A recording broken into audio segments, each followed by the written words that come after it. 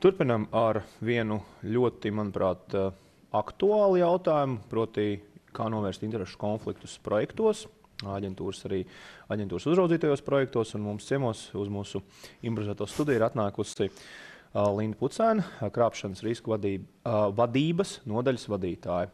Lūdzu, vārds tev, Linda, ar prezentāciju. Labdien, kolēģi! Labdien, sadarbības partneri! Esošie un topošie finansējuma saņēmēji, un īpaši sveiciens tiem no jums, ar ko jau esam tikušies klātienē, individuālās konsultācijās vai kādā citā seminārā.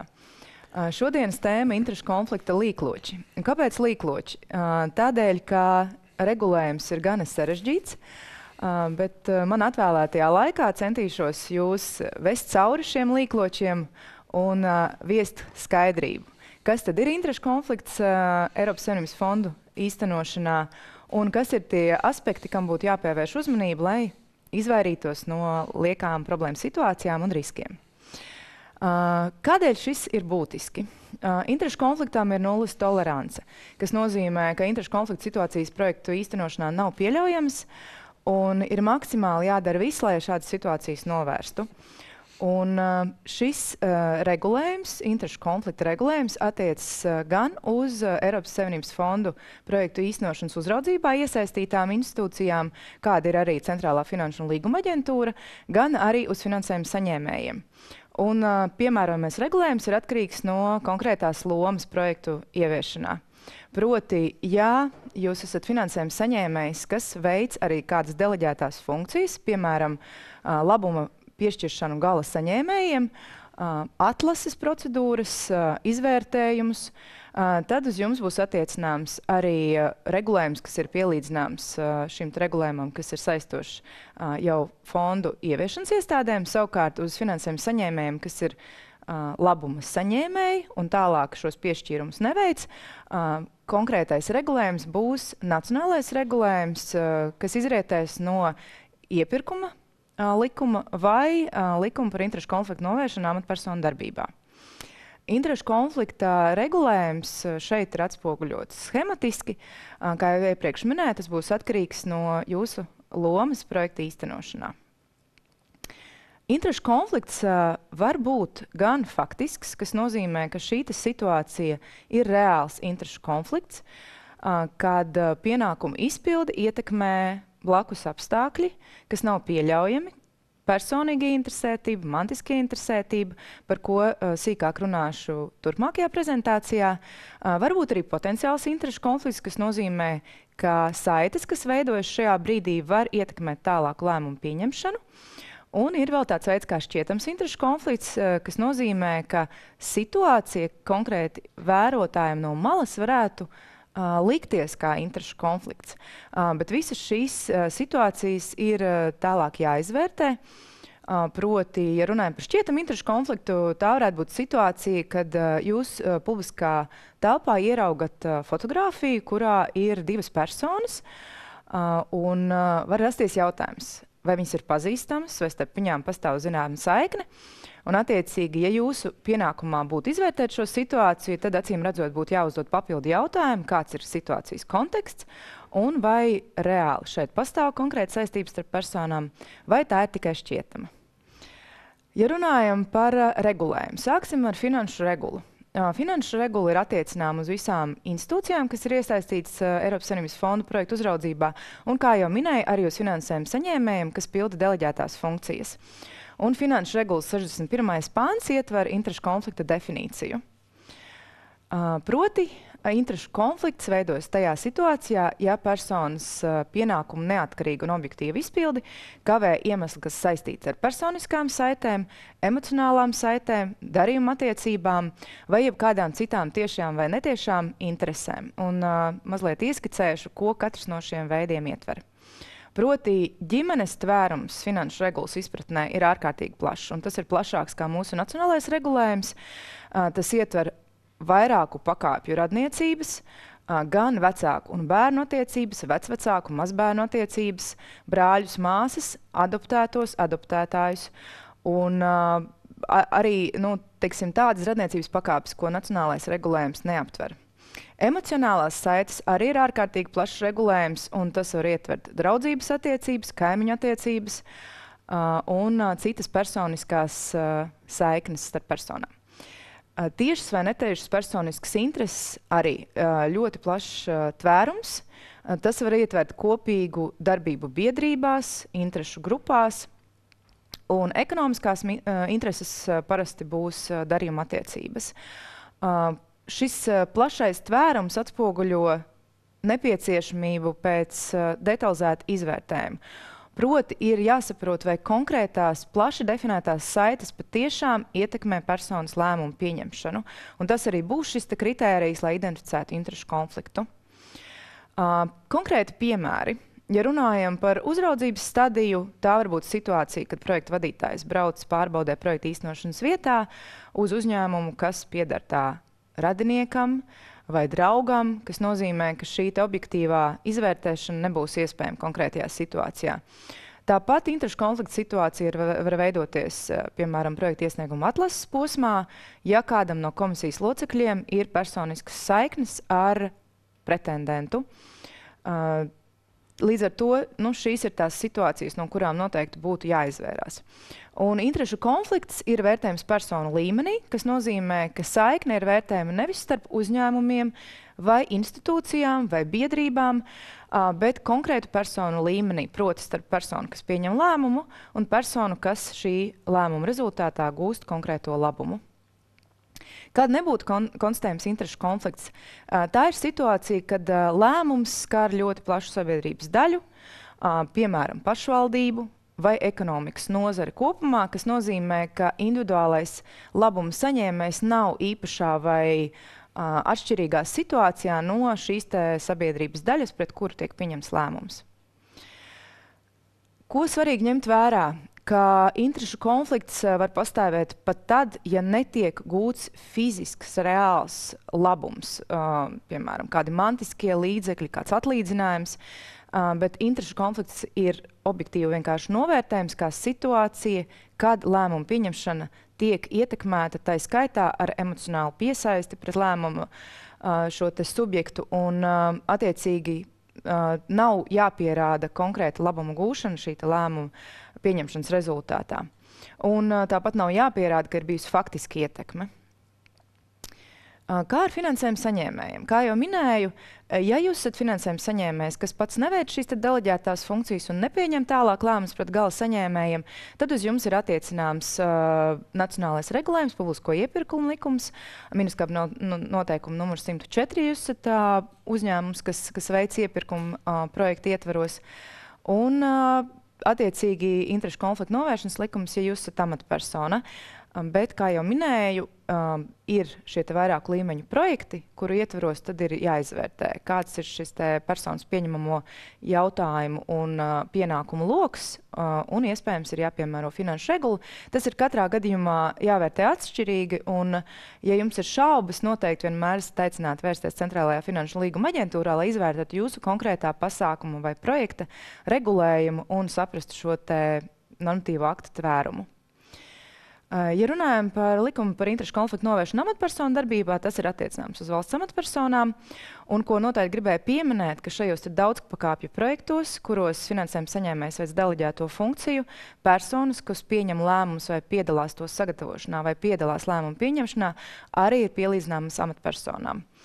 Attiecīgi, likums nosaka, ka interešu konflikts ir situācija, kad personai ir jāpieņem lēmums situācijā, kuru ietekmē tās intereses pret šo personu, pret ko tiek pieņemts lēmums. Tās var būt personiskas vai mantriskas intereses.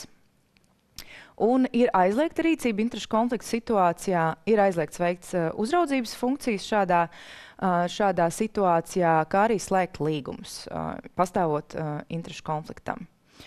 Un likums arī definē radniecības pakāpes, kas ir attiecināmas uz šo lēmumu pieņēmēju un labumu guvēju savstarpējām attiecībām, kā arī, ko nozīmē darījuma partneri, proti tās ir mantiskās attiecības, kas veidojas deklarējamo darījuma attiecību formā. Papildu aspekts, ko noteikti vēlējos pieminēt, ir ne tikai šī lēmuma pieņemšanas ierobežojums, bet arī ierobežojums izpaust informāciju. Proti, ja informāciju persona ir guvusi pildot amata pienākumus, tā nedrīkst to izplatīt ārpus šo pienākumu veikšanas.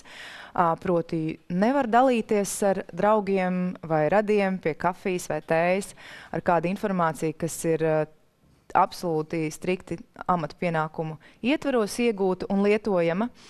Tāpat ir ierobežojums lietot datubāzes. Ja jums ir piešķirta piekļuva datubāzes lietošanai amata pienākumu izpildē, tad šos datubāzes datus nedrīkst izgūt citu, teiksim, šādu personisku interešu vai ziņkāras iemeslu vadīti, ir jāpieturās pie šīs deleģējuma.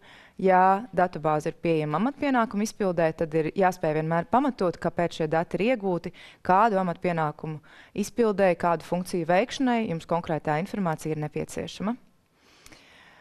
Personu līmenī, kāda ir šī vēlamā rīcība? Proti, personai ir jāatstatās no pienākumu izpildes interešu konflikta situācijā. Ja jūs esat komisijas loceklis, jums būtu jāatstatās no pienākumiem komisijā. Ja ir runa par konkrētu lēmumu pieņemšanu, tad šo lēmumu pieņemt jūs nevarat. Jums ir jāziņo tiešiem vadītājiem, un vadītājiem jārisina situācija, norīkojot kādu citu darbinieku konkrētā lēmuma pieņemšanai vai pienākumu izpildē tādā veidā, lai šo interešu konflikta situāciju atrisinātu. Un iestādes līmenī savukārt ārkārtīgi būtisks aspekts ir prevencija, kas nozīmē, ka iestādes vadītājiem ir jārūpējas par to, lai darbinieki būtu informēti, kas ir interešu konflikts, kā šīs situācijas varētu veidoties un kādi ir pareizie risinājumi. Tāpat ir jāveido iekšējās kontrolas sistēma, lai novērstu jebkādus riskus, kas nozīmē, ka ir gan apmācību plāns, veidi, kā darbinieki regulāri tiek informēti par interešu konflikta aspektiem. Tāpat arī trauksmes celšanas kārtība ir viens no veidiem, kā tiek mazināti šie interešu konflikta riski. Proti, ja persona var ziņot un tai ir iespējas ziņot par potenciāliem pārkāpumiem, tad tiek uzskatīts, ka tādā veidā arī tiek mazināti riski, ka būs kādas slepenas un nelikumīgas darbības. Tāpat ētikas kodeks ir viens no veidiem, kā mazināt šos pārkāpumu riskus. Un, ja runājam par iekšējas kontrolas sistēmu, tad šobrīd aģentūrā izstrādes procesā ir arī vadlīnijas par iekšējas kontrolas sistēmas labo praksi, kur arī sniegsim jums konkrētus jau ieteikumus un atsaucas uz kompetento iestāžu vadlīnijām, kas varētu jums būt noderīgas arī veidojot šos risku mazināšanas pasākumus iestādēs. Vēl viens piemērs, kas ir no aģentūras dzīves, proti bieži vien ir jautājums, kā lai iegūst informāciju par interešu konflikta situācijām. Jo, kā redzējāt no definīcijām, šis situāciju aspekts, kad var veidoties interešu konflikts, ir ārkārtīgi plašs, īpaši finanšu regulas izpratnē.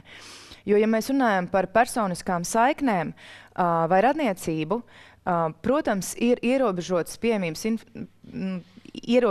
informācijas apjoms, ar ko jūs ikdienā varat strādāt. Protams, ir datubāzes, ir gan valsts amatpersonu deklarācija publiskojumā daļa, ir valsts ieņēmuma dienesta sistēma, kurā ir iespējams ar zināmu daļu datu iepazīties. Bet tas, ko vēlējos uzsvērt, ka ir ārkārtīgi būtiska šī katras personas izpratne par to, kas ir interešu konflikts, kad tās situācijas var veidoties, un šis pienākums darbiniekam par konkrēto situāciju ziņot. Jo vadītājs nevar zināt par darbinieka radiniekiem, draugiem, kaimiņiem, par šīm saiknēm, kas var ietekmēt lēmumu pieņemšanu, un attiecīgi pamata atbildība tomēr ir uz konkrēto lēmumu pieņēmēju, uz personu, kurai ir jārīkojas, kurai ir jāveic pārbaudes, kurai ir jādarbojas komisijā un jāpieņem lēmumi, lai katra persona pati paziņot par šīm situācijām. Un attiecīgi viens no mehānismiem, kas ir iespējams, ir deklarācijas. Mēs aģentūrā tādas esam ieviesuši, proti darbinieki, kas ir šie lēmumu pieņēmēji, savam tiešajam vadītājiem paziņo par konkrētām saiknēm.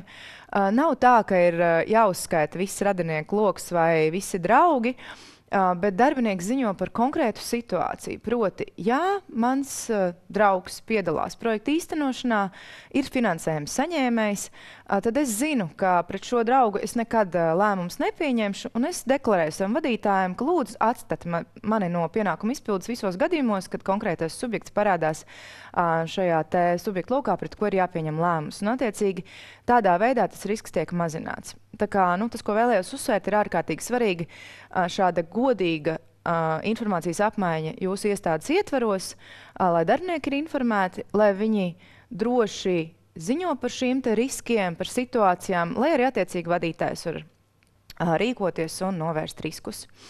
Un mazliet par publisko iepirkumu regulējumu. Nelasīšu normas, bet ja jums ir saistošs publisko iepirkumu likums, tad attiecīgi 25. pants nosaka, kas ir interešu konflikts publisko iepirkumu likuma izpratnē. Ir divi kritēriji. Tā var būt gan saistība, gan interesētība, kas nozīmē, ka saistības definīcija ir precīzi definēta likumā, kas veido saikni starp šo te pasūtītāju un izpildītāju. Savukārt ieinteresētība ir plašs jēdziens, un tas var ietvert dažādas saiknes, gan, piemēram, uzņēmumu līgumus, gan cita veida finansiālo, ekonomisko vai personisko ieinteresētību starp personām. Un pasūtītājs ir atbildīgs par šo te situāciju novēršanu. Ir jānodrošina, ka arī iepirkuma kontekstā šie iepirkuma komisijas locekļi un citas personas, kas piedalās iepirkuma īstenošanā, ir informēts par interešu konfliktu, ir apliecinājuma parakstīšana kā mehānisms risku novēršanai. Bet, kā jau minēju, ir ārkārtīgi svarīga arī šī godīgā informācijas apmaiņa un izpratne abās pusēs par to, kādā veidā interešu konflikts var rasties un kā to novērst. Nepieciešamības gadījumā konkrētai personai ir jāatsatās no iepirkuma īstenošanas, vai tā būtu dokumentu sagatavošana vai dalība iepirkuma komisijā. Diemžēl, ja cits risinājums nav iespējams, tad kā galējais līdzeklis ir šī pretendenta izslēgšana vai iepirkuma pārtraukšana. Attiecībā uz privātajiem iepirkumiem, ja tā var teikt, saistoši ir Ministra kabineta noteikuma numur 104, kas arī paredz interešu konflikta regulējumu, kā arī izņēmums par to, kas netiek uzskatīts par interešu konfliktu, un noteikumi paredz arī pienākumu parakstīt apliecinājumu par interešu konflikta neesamību. Sekas interešu konflikta gadījumā, diemžēl, būs negatīvas vienmēr. Negatīvās sekas var būt dažādas. Ja mēs runājam par amatpersonu atbildību, tad tā var būt administratīva vai pat krimināla. Tāpat, protams, ja runājam par iestādes līmeni kā lēmumu pieņēmēju, tad tas ir reputācijas risks, ir apšaubām šo te veikto darbību objektivitāte. Un visbeidzot, ja jūs esat finansējuma saņēmējs un tiek konstatēta interešu konflikts, kas nav ticis novērsts un lēmums ir ticis pieņemts interešu konflikta situācijā vai interešu konflikts ir izveidojies iepirkuma rezultātā, tad, diemžēl, ir šis te finanšu korekcijas piemērošanas risks. Proti, jums paredzētais finansējums projekta ietvaros var tikt samazināts pat pilnīgā apmērā, kas nozīmē, ka šis te līdzfinansējums netiek piešķirts. Tā kā nevēlos biedēt, bet vienkārši, lai atgādinātu, ka šis tiešām ir būtisks jautājums un ir vērts veikt visus nepieciešamos pasākumus, no šiem te riskiem izvairītos. Un visbeidzot, jautājumi, ko katrs pats var sev uzdot tajā brīdī, kad ir jāpieņem konkrēts lēmums vai jāveic darbība, vai jūsu radinieki vai darījuma partneri vai ar jums saistīts personas var gūt labumu no šīta lēmuma, vai jūs esat personiski interesēts, vai jūs esat saistīts ar šo personu kādā veidā, un kādu papildu jautājums, vai vērotājs no malas, objektīvs vērotājs, kas redzētu šo situāciju, to varētu vērtēt kā interešu konfliktu un varētu uzskatīt, ka šis lēmums netiek pieņemts objektīvi. Tie ir tādi, varbūt, pašpārbaudas jautājumi, par kuriem vērts aizdomāties un tad attiecīgi rīkoties, lai šos interešu konfliktu riskus novērstu. Paldies, no manas puses tas viss. Ļoti jauki. Linda iekļāvās laikā. Mums ir arī viens jautājums. Pirms es nolasu to pirmo jautājumu. Man pašam ir viens jautājums. It kā jautājums varbūt tehnisks, bet tomēr pie sadaļas tavā prezentācijā, kā rīkoties, bija teksts, ka ir jāatturās no lēmuma pieņemšanas. Tas ir tā, ka tas cilvēks paliek klāt telpā un piedalās balsošanā un atturās, vai viņam ir jāaiziet prom no telpas un viņš nebalso vispār. It kā tehnisks jautājums, bet es tādus jautājumus bieži vien esmu saņēmis. Un un tad es tā kā nedaudz apmulstu, kāda ir pareizā rīcība. Tad es esmu telpā un ceļu rokai saturos, vai es izēju ārā no telpas un saku, hei, es par to neko nezinu. Labs jautājums, Mārtiņ, jo tiešām šis termins atturēties varētu tikt saistīts ar lēmumu pieņemšanas procesu, kur, kā tu minēji, balso par, pret vai atturas. Šeit tas tomēr ir plašāk vērtējums. Atturēšanās no lēmumu pieņemšanas nozīmē, ka es vispār atstatos no šīs darbības veikšanas. Ja tā ir dalība komisijā, es eju prom no komisijas. Te gan, protams, ir jāvērtē katrs, atkal, kā minēja, katrs projekta īstenošanas veids atšķirīgi, bet, ja runājam par komisiju, piemēram, ja ir atklāts uzsaukums, ir virkne projektu, kas savā starpā konkurē. Un ja man ir saikne ar vienu no šiem projektiem, tas nozīmē, ka, viens ir, ka, protams, es nedrīkst pieņemt lēmumu pret šo ar sevi saistīto projektu, bet var tikt apšaubīt arī mana lēmuma pieņemšana attiecībā pret pārējiem. Vai es spēšu būt godīgs, vai es spēšu objektīvi izvērtēt pārējos, vai es nevēlēšos radīt kaut kādas negatīvas sekas. Un, attiecīgi, visās situācijās, kad ir šis konkurences elements starp subjektiem, kas saņem potenciālu labumu un kur ir šie vērtējumi, lai novērstu šādus riskus, tad tas izcilākais risinājums ir iet prom no komisijas, nepiedalīties komisijas darbā vispār un aizstāt komisijas locekli ar kādu citu, ja ir nepieciešams kvorums. Tā kā, tas būtu tas standarta risinājums. Ir izņēmumi, bet tie būs ļoti specifiskās situācijās.